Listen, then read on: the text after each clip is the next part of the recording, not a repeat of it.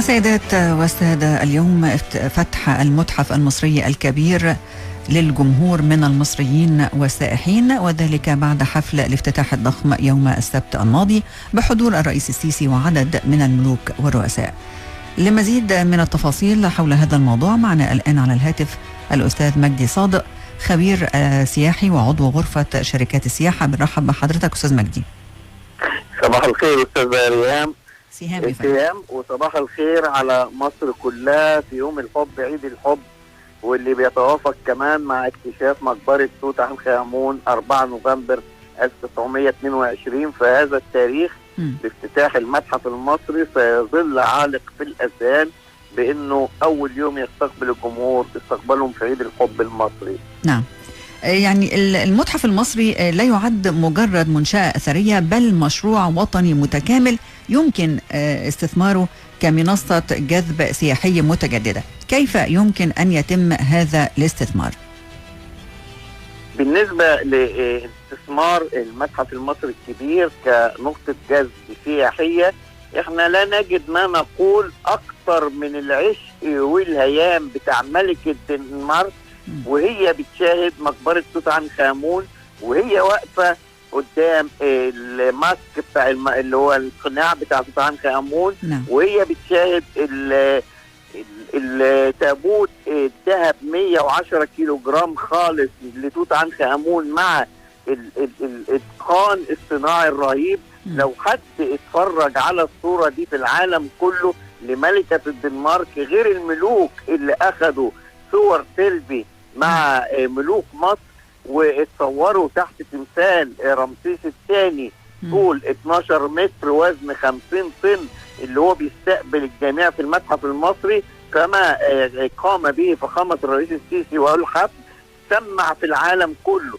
لما يبقى احنا عندنا العالم 7 مليار انسان، بين كل 7 واحد شاهد افتتاح المتحف المصري الكبير، يبقى خلاص ده الجذب السياحي او الدعاية لمصر تمت. والنهاردة 4 نوفمبر اول يوم لافتتاح المؤتمر العالمي للسياحة في لندن، الاي تي ام في لندن. فعشان كده اللي هيبقى الترند بتاع كل رجال السياحة وكل صناعة السياحة في لندن مع مصر بيشاهدوا الافلام بتاعه الافتتاح اللي ما شاهدوهاش على التلفزيون.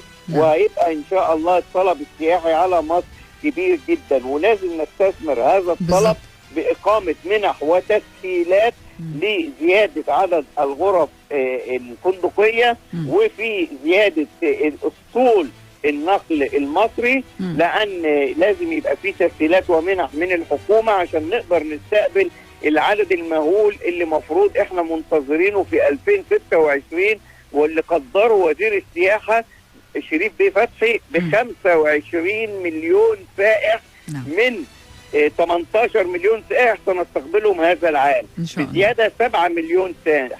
فلازم نستعد لذلك، ولازم نستعد بجودة الخدمة وتحسين الخدمة في أماكن مصر الأثرية والسياحية. وبكده إن شاء الله نقدر ننجح ونبقى فعلا التعب اللي تعبوه رجال الآثار والتعب اللي تعبه فخامة الرئيس السيسي واحتمال الشعب المصري اقتصاديا لافتتاح هذا المتحف يحقق نتائجه. بجانب ان حضرتك قلت ده هيبقى مركز اشعاع ثقافي، ده صحيح، لان في مركز تعليم اطفال وفي مركز تعليم البحث عن الآثار وفي اكبر مكتبة اثرية واكبر مكتبة تحوي كتب اثرية في التاريخ موجودة في المتحف المصري، وموجود آثار خطيرة جدا وكثيرة جدا. موجود تقريبا معروض ما يقرب من 80,000 قطعة أثرية إلى الآن، ومفروض في 20,000 قطعة أثرية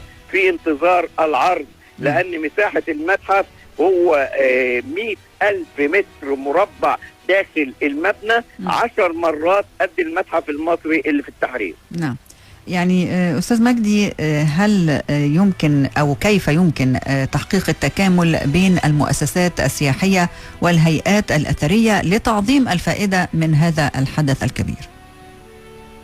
هو التعاون موجود يا مانم، لان موجود عندنا احمد غنيم الدكتور احمد غنيم ده رجل اقتصاد ورجل مستنير، وموجود كرئيس تنفيذي للمتحف المصري. والمتحف المصري اساسا دي وحده مستقله تتبع فخامه الرئيس السيسي مباشره، لانه رئيس مجلس امناء المتحف المصري الكبير هو فخامه الرئيس السيسي. فعشان كده احنا مدعوين دائما للتعاون، وهم ما بيتاخروش.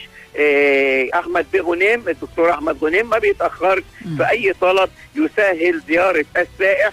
انا عن طريقكم دلوقتي بطالب بس في تخفيض التذكره، سعر التذكره للمصري، على اساس كل المصريين يبقى عندهم التسهيل ان يروحوا يزوروا هذا الصرح العظيم، ويقدروا يحسوا بالانتماء والعظمه والفخر لحضارتهم. هي حضاره ملايين السنين، لان الحضاره بدات من ساعه ما الانسان بدا يستخدم ادواته ويصنعها بنفسه علشان تساهم معاه في تسهيل حياته. واحنا عندنا حضاره ملايين السنين، ولكن عندنا تاريخ 7000 سنه، عشان المقولات بتختلف ويبقى في مقولات دارجه